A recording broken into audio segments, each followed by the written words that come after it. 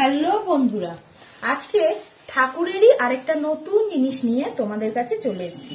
সেই রকমই হচ্ছে সুন্দর সুন্দর ছোট্ট ছোট্ট ছাতা।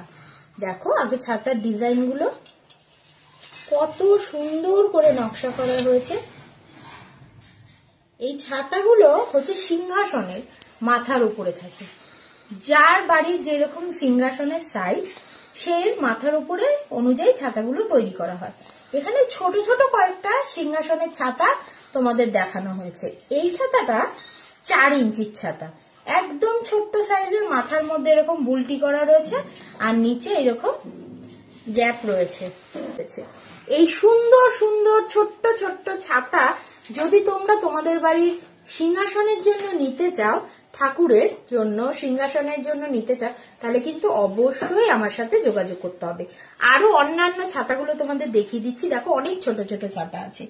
এটা 4 ইঞ্চি, এটা 3.5 ইঞ্চি, এটা 3 ইঞ্চি, এটা 2.5 ইঞ্চি, একদম ছোট সাইজ 2.5 ইঞ্চি।